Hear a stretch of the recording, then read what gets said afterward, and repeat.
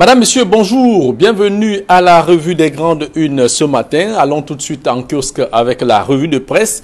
Et pour cette revue de presse, nous démarrons avec le quotidien La Nouvelle Expression qui met en sa une législative et municipale. Les élections à tous les prix. Le ministre de la Communication au nom du gouvernement camerounais a multiplié les forces arguments, même des plus surprenants pour justifier pourquoi et comment il est impossible de reporter les élections au 9 février, du 9 février 2020.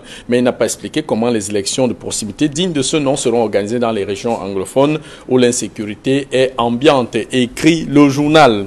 Le journal Le Messager parle des municipales et législatives. Que cache le passage en force du régime Biya? Malgré la clameur et la pression internationale, le gouvernement poursuit inexorablement le processus d'organisation du double scrutin du 9 février prochain. Et le journal parle aussi de la loi de finances 2020, les Camerounais dans l'enfer de l'austérité en 2020. En plus des tensions commerciales internationales, la crise dans le nord-ouest du sud-ouest ralentit la croissance, écrit le journal.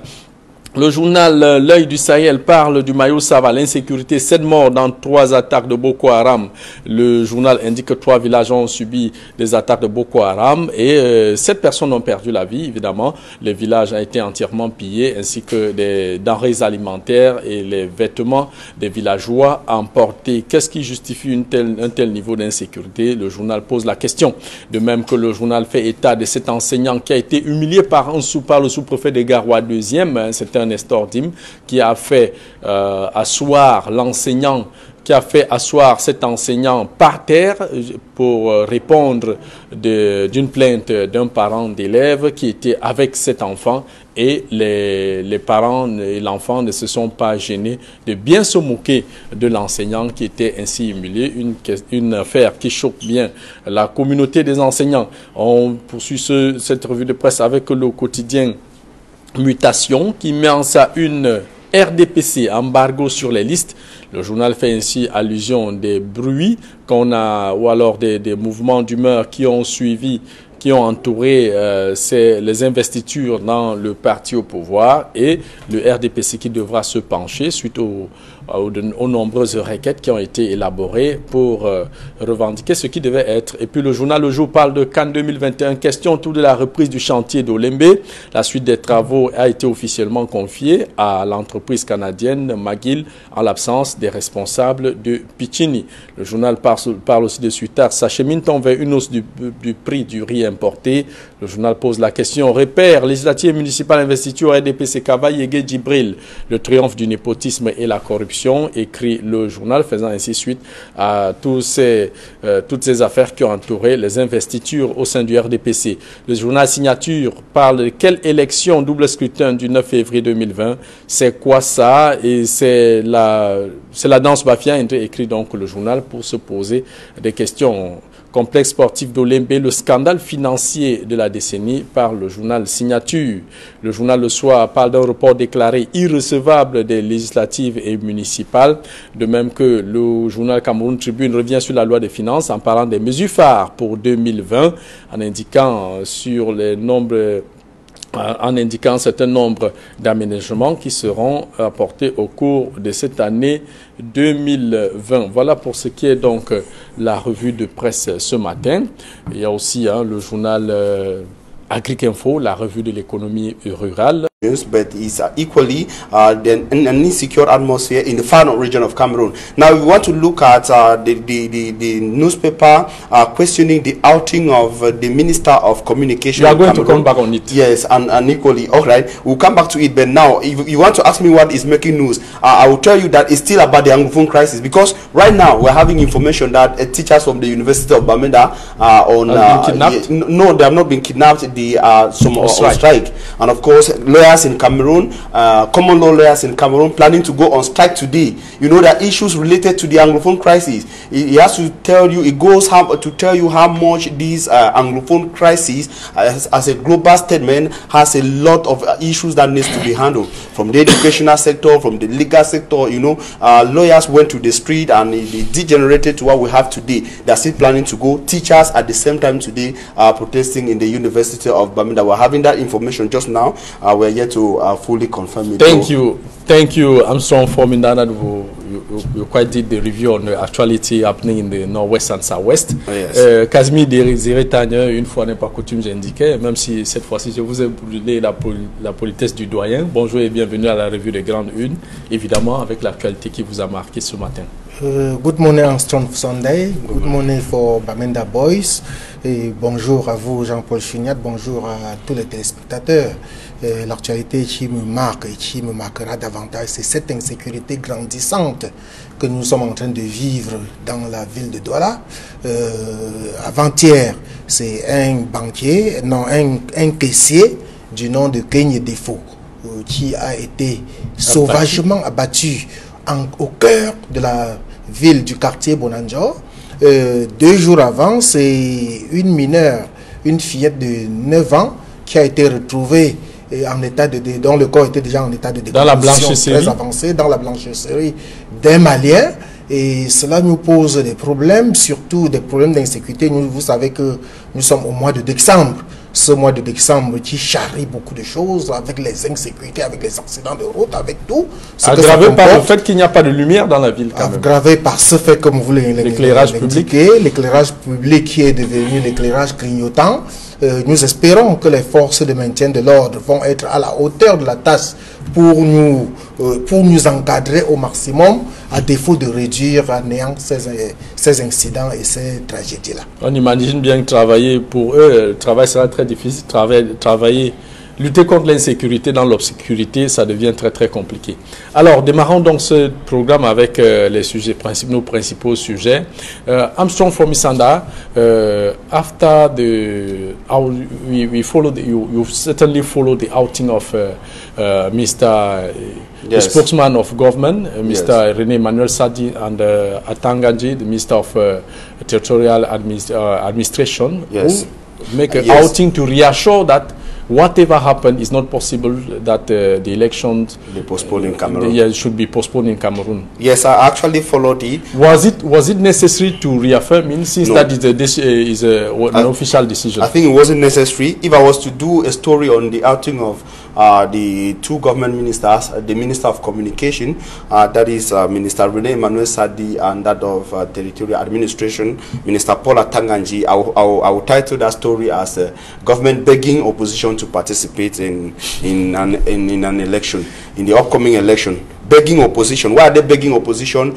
Because most of the opposition parties, we have the numbers that have so far said they cannot participate in this upcoming election. They have outlined their reasons why they cannot participate. We might be going back to the reasons why they say, the reasons advanced by most of the political parties. If you want to do a cross view of the reasons outlined by political parties, moving from the CPP to the CRM political party to the PAP to the UPC Manidem and even MP3 political parties, these are parties in Cameroon that say they will not be participating. At least they have advanced so many reasons, but they have some in common. The major one they have in common is the Anglophone crisis, which it cuts across the board among all the reasons advanced by them, that it has to be resolved first before they go to the polls come February the 9th, 2020. And now, if the government is coming out to say that no, the elections cannot be postponed because they have exhausted all the legal and constitutional frameworks, all the legal and constitutional possibilities of the elections to be postponed, I see that the government is impolitely begging them. It's in a very impolite way of begging the opposition, trying to convince them. But that, to me, that outing is not convincing enough. Why I say so is because they always said there is no way for the elections to be postponed, but failed to convince people enough as to why elections cannot be postponed. Those who say elections will be postponed, they were not holding on some legal and constitutional points or backings to demand for a postponement of the elections. They talked of issues that we face in Cameroon. I would like to talk about first the Anglophone crisis, secondly the electoral code, and all the challenges that they went around with some administrative bottlenecks and challenges to get their documents, that is compile their documents for candidates ahead of this particular election. But the 2 ministers did not handle these issues. They went around telling people on how they should get prepared ahead telling people on how security will be perfect on the D-Day, on the election day. How do you expect me to believe that security will be perfect on the D-Day when for more than 3 years you have not been able to give me security?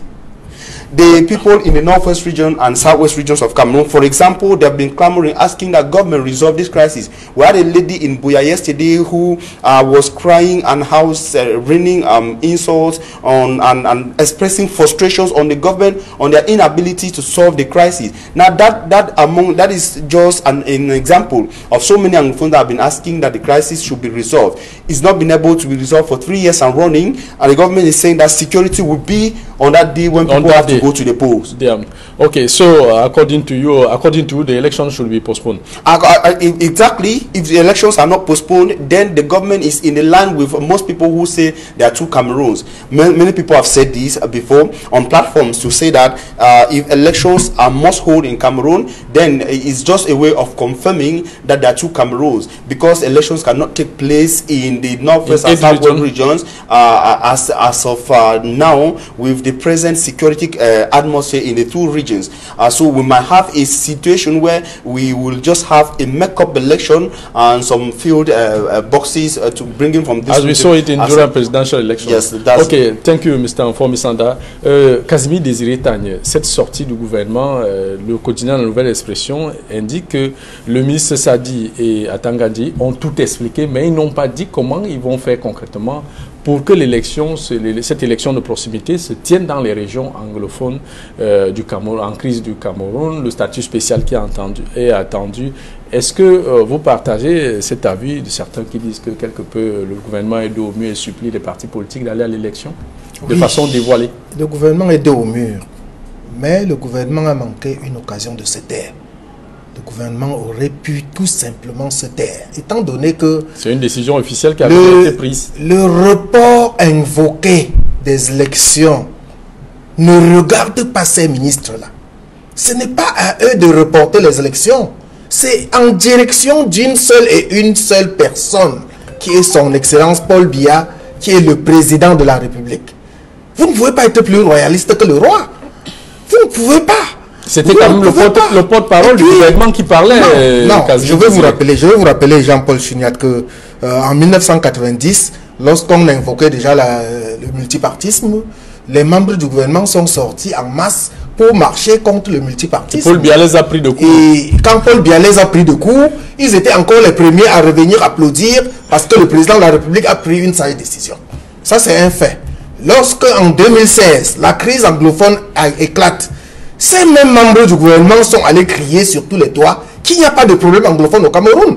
Mais lorsque le président de la République revient vous dire on va convoquer un grand dialogue... Monsieur Atangani était président de la section Mesam, je crois. Il n'était pas seulement le président de la section RDPC de Mesam, il est le coordonnateur de la sécurité nationale au Cameroun à cette époque-là. Il était ministre chargé des missions à la présidence. Il avait au moins 3 qualités. C'est lui, Paul Atangadi, qui est allé au nord-ouest, dit qu'il n'y a pas de crise anglophone, dit que les anglophones ont toujours tout eu au Cameroun, que lui-même il en est un exemple, que le premier ministre en est un exemple et tout. Mais lorsque le président de la République décide que on va organiser un grand dialogue pour résoudre la crise anglophone, c'est encore eux qui viennent dire que oui, vraiment il y a un problème anglophone, on doit le résoudre.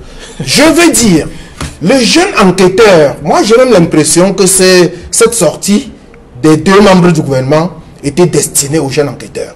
Vous le savez, Jean-Paul Chignac, parce que c'est le jeune enquêteur qui a été le tout premier journal à évoquer l'éventualité d'un report de l'élection présidentielle, de l'élection du double scrutin du 9 février, si l'on veut être sérieux au Cameroun. Alors, on a sorti un ministre de la communication, un ministre de l'administration territoriale pour venir répondre aux jeunes enquêteurs. C'est une façon de dire que le SDF n'ira pas à l'élection. Alors, le RDPC organisera donc une élection pour lui seul et pour rappeler tout. Surtout que le PCRN et le parti de Cabral Libi, oui, le parti de Frédéric Kingley et même de Manidem ont demandé des rallonges pour cette rallonge a été refusée. Donc vous voyez qu'il y a tout qui entre en commun pour présager. Le messager quand même parlait que ces partis sont dos au mur. Bien sûr, ils sont dos au mur. Ils sont dos au mur.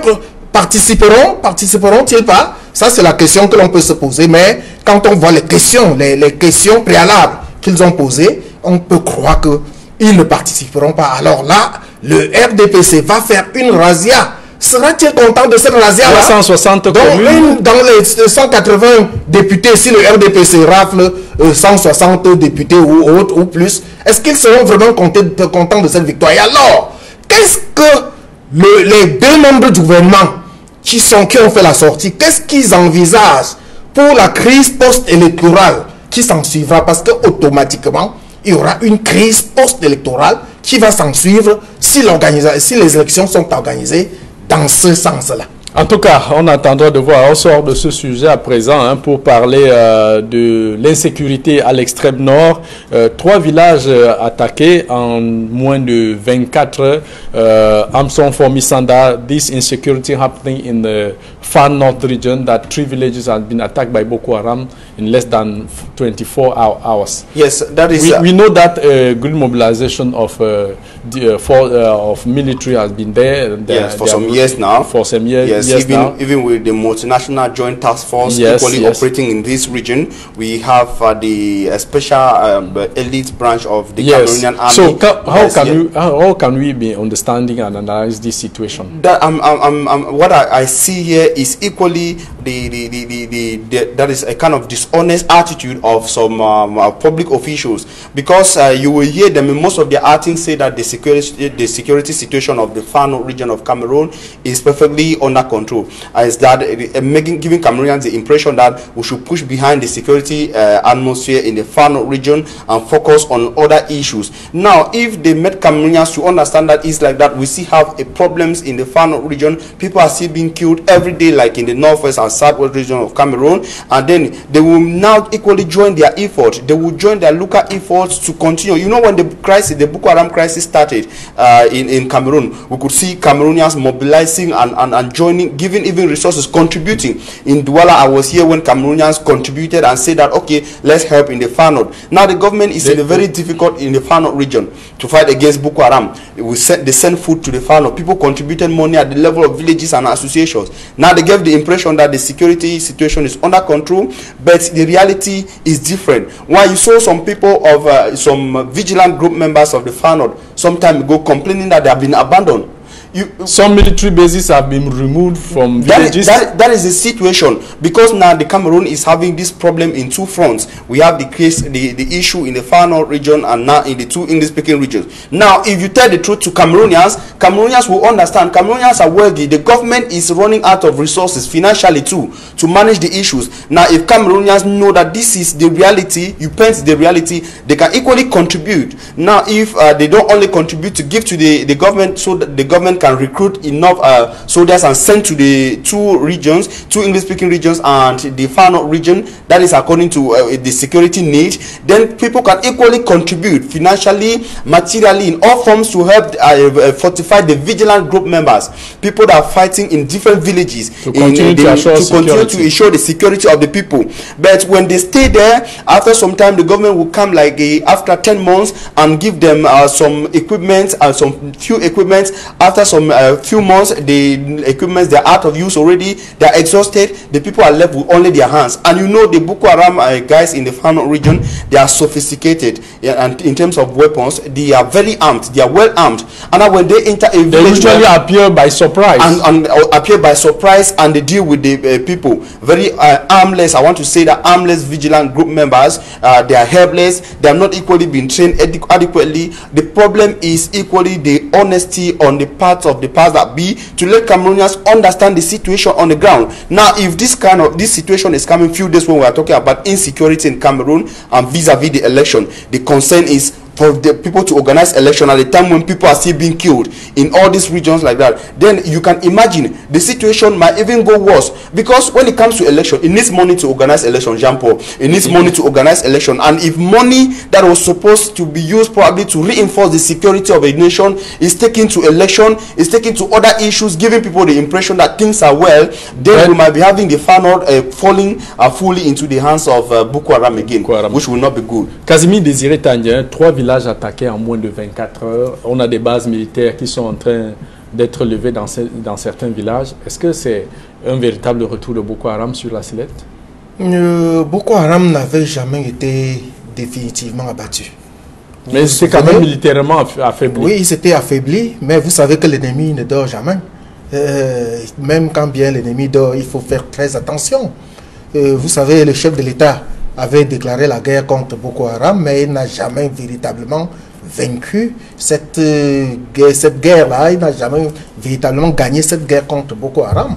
Boko Haram, de temps en temps, se replie, mais il faut signaler que Boko Haram n'est pas une fabrication camerounaise exclusivement. C'est une vérité. Boko Haram, c'est une affaire de toute une sous-région. Avec les bases arrières au Nigeria, au Niger. Niger, Tchad et autres. Mais au moins, pour le dernier pays que je venais de citer, c'est-à-dire le Tchad, on a au moins la chance d'avoir un chef de l'État là-bas qui n'hésite pas souvent à monter lui-même dans les hélicoptères, piloter lui-même pour aller terrasser Boko Haram. C'est un militaire, on l'a même vu au Mali. C'est une chose, c'est parce que c'est un militaire. Mais ailleurs, celui qui n'est pas militaire peut au moins aller au front d'une autre manière. C'est ce que nous ne voyons pas chez nous.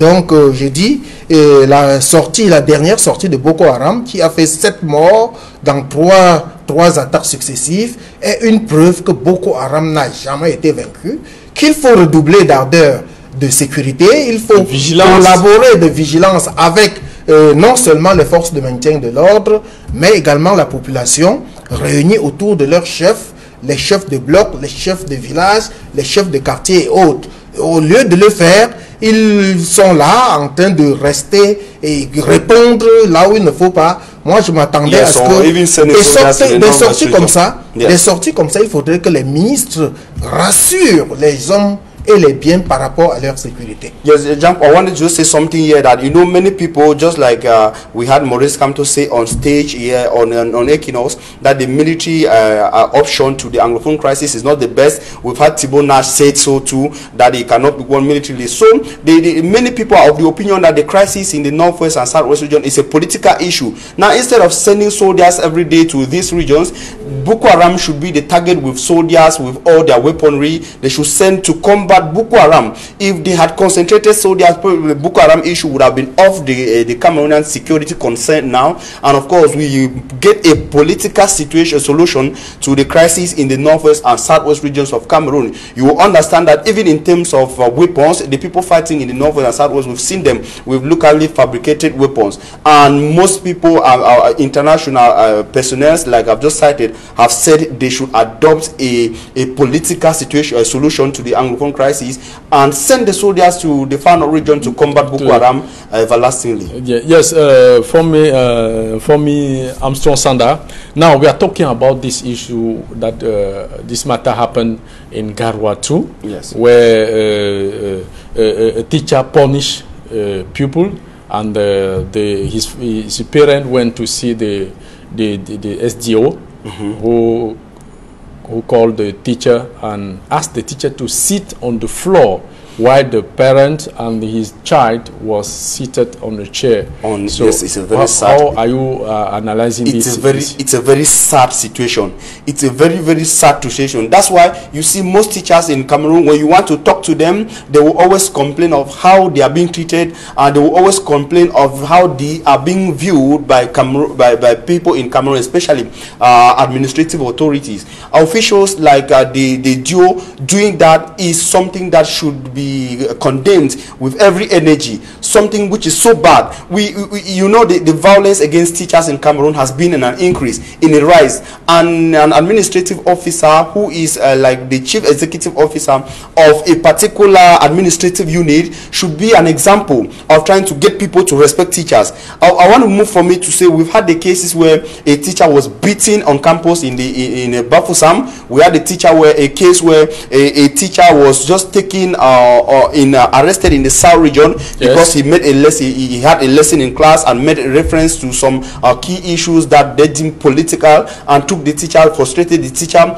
We had here in Douala in Bonaberi where a man in uniform came and had teachers beating on campus. Now the case in Bonaberi, we saw the reaction of the DO for Bonaberi. When he came, he stopped people and asked that the vehicle of the teacher should be taken to his office. The DO did that and joked and calmed the situation and assured people that the gendarmerie officer was going to be punished. Now the administrator, the DO is the representative of the president in a location, in an administrative unit, be it a subdivision. Now if he is doing that, the teacher has the impression that the president is beating me. The president has asked the parents and the teachers to Tant for Sanda Armstrong. Casimir Désiré Tagné, le sous-préfet d'Imnestor, qu'on présente, notre collègue Marcelin Gansop le présentait comme quelqu'un qui a été administrateur civil très correct lors de son séjour à Yaoundé. Qu'est-ce qui s'est-il passé qu'une fois à Garoua 2e, qu'il convoque un enseignant, la hiérarchie de l'enseignant est assise, ainsi que le parent et l'enfant punis, et le sous-préfet demande à l'enseignant de le faire asseoir. Comment vous appréciez cette façon de faire? Mais vous avez oublié de dire que votre collègue de Yaoundé n'a pas évoqué le fait que le sous-préfet, lorsqu'il était à Yaoundé 3e, il était déjà impliqué dans les affaires de la Milda. Et vous savez que l'affaire de la Milda a charrié beaucoup d'argent, beaucoup de corruption et beaucoup de choses. Il ne l'a pas dit. Bon, maintenant pour revenir au fait de Garoua, je riais là tout à l'heure parce que Formi Armstrong Sanda a chuté en disant que lorsque le sous-préfet vous fait une pareille punition, c'est un peu comme si c'est le chef de l'État lui-même qui vous fouettait. C'est pour cela que je riais un peu. Et il a même, Formi Armstrong Sanda a évoqué un peu tout ce qui s'est passé ces derniers temps avec les enseignants, ce qu'ils ont subi. Avec l'enseignant de l'école publique de Bafoussam, tabassé par un militaire, avec celui de Sanmelima, qui a dans ce qu'on appelle approche par compétence. Il a pris l'exemple du MRC, il a expliqué ce que c'est que les partis politiques et il s'est retrouvé en train d'être convoqué par des chefs de terre. Et gardé à vue également de ce côté-là, non sans oublier le cas de Bonaberi où le militaire parent d'élèves est venu fouetter sur les censeurs, les surveillants et tout le monde, tout simplement parce qu'on a demandé à sa fille de courir pour arriver en classe. Voilà ce qui se passe au Cameroun actuellement, où j'ai l'habitude de dire que la morale a foutu le camp au Cameroun. Il n'y a plus de morale. À notre époque, Jean-Paul Chuniat, on nous enseignait le civisme, parfois c'était l'instruction civique, bref, on nous enseignait un certain nombre de comportements. Mais est-ce que ce cliché Et je veux même vous dire que même dans notre corporation, la presse, moi je suis à 30 ans de métier, lorsque je vois un jeune qui vient de rentrer, on se retrouve en conférence de presse, il me laisse debout pour s'asseoir, il se précipite à poser ses questions sans savoir si moi j'ai des questions. Ça ne se passe pas comme ça. Et il y a une corporation, permets-moi d'aller jusqu'au bout Jean-Paul, une corporation au Cameroun où c'est encore respecté chez les avocats. Chez les avocats, lorsque vous arrivez au prétoire, les plus anciens retirent leur dossier et mettent en priorité. Et ça, c'est tout à fait normal. Lorsque vous êtes dans un ensemble de groupes, un ensemble d'avocats qui doit défendre un individu, c'est le plus ancien qui organise cette défense-là. Mais nulle part au Cameroun, on n'observe plus jamais, on n'y a plus cette morale, on ne respecte plus rien. Et puis, principalement pour le cas des enseignants. L'enseignant, c'est le socle de la formation. Justement, je voulais savoir, est-ce que ça peut encourager les enfants à s'intéresser à l'enseignant quand on voit comment un administrateur civil traite un enseignant de la sorte? Je crois que si vous avez suivi la chanson de Bissimack, Massajan, qui a enseigné tout le monde et qui se retrouve malade, il est obligé d'aller cultiver le champ de son parent. Il est mourant à l'hôpital, il a enseigné des médecins, des journalistes, des magistrats, et tout. Malheureusement, à sa retraite, il est le plus mal dans toute la société, il est le plus mal en point, et ça ne dit absolument rien à personne. Donc, avec la question que vous avez posée, ça ne peut absolument pas encourager les jeunes à embrasser le métier d'enseignant. Et pourtant, je dis, c'est l'enseignement qui est la base de tout. De toute société. Si l'enseignant est bien loti, la société sera bien lotie, l'enseignera bien et on formera des jeunes fortes pour les générations futures. Thank you, Mr. Casimir Desiré Tanya, to participate to the program. Thank you, Armstrong Fomisanda. I think we still have one less. Le stade Olymbe. Non, on parlera certainement de ça demain, Casimir Desiré Tanya, la régie qui nous fait signe que c'est fini. Okay. Thank you very much, Mr. Armstrong Fomisanda. La pensée du jour, l'argent est bien, mais l'homme est meilleur, appelez-le, il répond. L'argent est bien, mais l'homme est meilleur. Appelez-le, il répond. Madame, Monsieur, nous sommes arrivés au terme de cette édition. C'est un plaisir. Restez sur Equinox Télévision avec 10-12 les Zéniths qui démarre dans quelques instants.